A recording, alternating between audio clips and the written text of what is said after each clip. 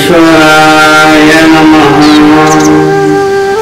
ఓం నమో పరమేశ్వరాయ నమః. ఓం నమో నారాయణాయ నమః. ఓం శాంతి శాంతి.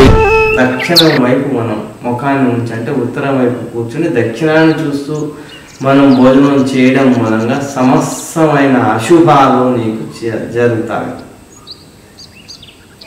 నీ శరీరంలో తేజస్సు మొత్తం క్షీణించిపోతుంది. అంటే నీ ముఖం మొత్తం నలుపుదనానికి వచ్చేస్తుంది. మృత్యు అనేది నీ ముంగిట ప్రతినిత్యం తారసపడుతూ ఉంటుంది. అది యమస్థానం. యమస్థానాన్ని నువ్వు చూస్తూ భోజనం చేయడం మూలంగా నీకు సకల అశుభాలు జరుగుతాయి. అశుభాన్ని నువ్వు కోరుకుంటే దక్షిణాభిముఖుడవై నువ్వు భోజనాన్ని చెయ్యి. నీ కీడును నువ్వు కోరుకుంటే దక్షిణాభిముఖుడవై నువ్వు భోజనాన్ని చెయ్యి. ఇది వాస్తవం. ఇందులో సైన్స్ అనేది దాగి ఉంది. ఏమాత్రం అసత్యం లేనిది. మనం ఒక వితండవాదన చేస్తూ ఉంటాం. దక్షిణం వైపున కూర్చుంటే ఇలా జరుగుతుందా అండి? ఉత్తరం వైపున కూర్చుంటే ఆర్థికంగా మనకు లాభం జరుగుతుందా? తూర్పు అభిముఖమై కూర్చుంటే మనకు చదువు వస్తుందా? పడమర అభిముఖంగా కూర్చుంటే మనకు రోగాలు పోతాయా అన్నటువంటి అనుమానాలు అనేవి మనకు చాలానే ఉంటాయి. ఎందుకంటే మనం ఎల్లవెల్లా దక్షిణాభిముఖులమై భోజనాలు చేస్తూ ఉన్నాం కాబట్టి ఈ రకమైనటువంటి అనుమానాలు అనేవి మన పెద్దల పట్ల మనకు వస్తున్నటువంటివి. వాటన్నింటినీ తుడిచిపెట్టండి. వాటన్నింటి వెనక మన పెద్దలు చెప్పినటువంటి ప్రతి దాని వెనక ఒక సైన్స్ దాగి ఉంది. అందులో మొదటిదిగా మనం చెప్పుకోవాల్సినటువంటి అంశాన్ని భూమి ఒక పెద్ద అయస్కాంతం. ఆ అయస్కాంత ధర్మానికి విరుద్ధంగా మనం ప్రవర్తిస్తే అంటే దక్షిణం వైపున తలను పెట్టి నిద్రించడం కానీ మనం దక్షిణాభిముఖులమై భోజనం చేస్తూ ఉండడం మూలంగా కానీ ఈ రకంగా చేస్తూ ఉంటే మనలో నెగిటివ్ థాట్స్ అనేవి పెరుగుతూ ఉంటాయి. ఒక ధర్మానికి ఆ భూమాత యొక్క ధర్మానికి విరుద్ధంగా మనం ప్రవర్తించకూడదు.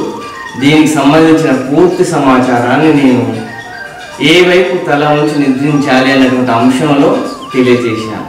ఆ వీడియోని ఒకసారి మీరు చూస్తే మీకు స్పష్టంగా అర్థమైపోతుంది. ఇక రెండవది, మనం కూర్చునేటటువంటి స్థానాన్ని బట్టి మన శరీరంలోకి ఆక్సిజన్ వెళ్ళేటటువంటి పర్సంటేజ్ ఎక్కువ అవుతుంది. అది మెదడును చేరేటటువంటి శక్తి అనేది దానికి లభిస్తూ ఉంది. రక్త ప్రసరణ వ్యవస్థ కానీ మనకు ఆక్సిజన్ అనేది మెదడుకు అందడానికి ఎక్కువ అవకాశాలు మనం కూర్చునే స్థానాన్ని బట్టి ఉంటాయి. కాబట్టి ఖచ్చితంగా మనం ఈ పెద్దలు చెప్పిన అంశాలను ఆచరిస్తే మనకు చాలా మంచిది. ఇక మూడవది, మన శరీరంలో మన మెదడు అనేది ఎంతో అద్భుతమైనటువంటిది. దానిలో కుడి మెదడు ఎడమ మెదడు అని, కుడి మెదడు ఊహాత్మక శక్తికి మరియు ఎడమ మెదడు ఖచ్చితత్వానికి అందులో అనేక రకమైనటువంటి తంతులు ఉంటారు. మనం ఒక స్థానంలో కూర్చున్నప్పుడు అవి ఆ తంతుల యొక్క ప్రభావాన్ని చూపి మనం తూర్పు వైపు అభిముఖంగా కూర్చొని భోజనాన్ని చేస్తూ ఉన్నప్పుడు మనకు ఆ తంతువులు అనేవి పనిచేసి మనకు జ్ఞానతంతువులు ఎక్కువగా పనిచేసి మనకి జ్ఞానాన్ని అందిస్తాయి. అదేవిధంగా పడమర వైపు పనిచేసేటప్పుడు మన ఆరోగ్య శక్తిని పెంచేటటువంటి తంతువులు ఆరోగ్య శక్తిని పెంచుతాయి. అదేవిధంగా ఉత్తర వైపు అభిముఖంగా కూర్చొని మనం భోజనం చేసేటప్పుడు మన ఆర్థిక ఉన్నతికి ఏ రకంగా సహాయం చేయాలి అనేటువంటి ఒక తంతువులు అనేవి మన మెదడులో ఉండి ఆ తంతువులు అధికంగా పనిచేసి నీకు శుభాన్ని చేకూరుస్తాయి. అదే నువ్వు దక్షిణాభిముఖుల వైపు కూర్చొని భోజనాన్ని చేస్తే మాత్రం నీలో నెగిటివ్ థాట్స్ అనేవి బాగా పెరిగి నీ మెదడు తంతువులన్నీ నెగిటివ్ వైపుగా ప్రయాణాన్ని సాగిస్తూ నిన్ను అధోపతలానికి తొక్కివేస్తాను. ఈ వాస్తవాన్ని గమనించండి. మన పెద్దలు ప్రతి దానిని ఊరికే చెప్పలేదు. ప్రతి దాని వెనుక సైన్స్ దాగి ఉంది. ఆ నగ్న సత్యం నీకు అర్థం కావడానికే వాళ్ళు ఈ రకంగా తెలిపారు. మీరు ఒకసారి ప్రయోగం చేసి చూడండి. మీరు ఇంతకు ముందు వరకు ఏ స్థానంలో కూర్చొని తిన్నారు, మీ ఇంట్లో పరిస్థితులు ఏ విధంగా ఉన్నాయో అనేది మీరు ఆలోచిస్తే మీకు అర్థమైపోతుంది స్పష్టంగా. వాస్తవాన్ని గుర్తించండి. మీరు నేను చెప్పిన విధంగా భోజన సమయాన్ని పాటిస్తూ వీటిని ఖచ్చితంగా మీరు ఆచరిస్తే మీకు సర్వము శుభమే జరుగుతుంది.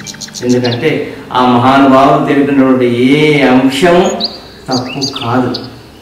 ఇది నీవు ఏ నక్షత్రంలో పుట్టినప్పటికీ ఇది అందరికీ వర్తిస్తుంది. కాబట్టి ఇది సర్వ మానవాళికి వర్తించేటటువంటి నియమం. కాబట్టి తూర్పు వైపు కానీ, ఉత్తరం వైపు కానీ, పడమర వైపు కానీ మాత్రమే మీరు కూర్చొని మీ ఆరోగ్య పరిస్థితులను బట్టి, మీ చదువును బట్టి, మీ ఆర్థిక పరిస్థితిని బట్టి ఈ స్థానాలలో కూర్చొని మీరు భోజనం చేస్తూ ఉండండి. మీకు ఖచ్చితంగా శుభం జరుగుతుంది. చిన్న చిన్న అంశాలే, ఒక్కొక్క రాయి కలిస్తేనే ఇల్లు అవుతుంది.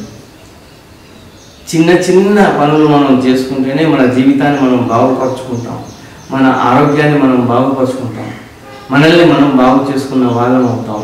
మన భవిష్యత్ తరాలకు ఇవి అందించడం మూలంగా మనం ఎంతో ఉన్నత స్థితిలోకి వస్తాం. మన భారతావని అనేది ఎంతో ఉన్నత స్థితిలో ఉండిపోతుంది.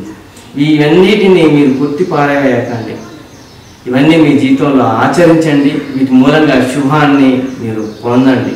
సర్వమానవాళి యొక్క శుభమే మన శుభంగా భావించినటువంటి మన పెద్దలు ఏ మాత్రం నీ నుంచి నయా పైసా ఆశించకుండా వారు కేవలం గ్రంథ రూపంలో పట్టించి ముద్రించి మనకు అందజేసి మనం వాటిని ఆచరించండి అని తెలియజేశారు. వాటిని ఆచరిద్దాం. నాటికి నేటికి ధర్మం ఎల్లప్పటికీ ఒకటే. కాబట్టి ఆ ధర్మాచరణ మాత్రమే మనం చేయవలసినటువంటి పద్ధతి. ఆ ధర్మాన్ని రక్షించడం మూలంగా మనల్ని మనం రక్షించుకున్న వాళ్ళం అవుతాం, మన భవిష్యత్ తరాలను రక్షించిన వాళ్ళం అవుతాం. ధర్మో రక్షతి రక్షత. సర్వే జనా సుఖినో భవంతు. ఓం శాంతి శాంతి శాంతి.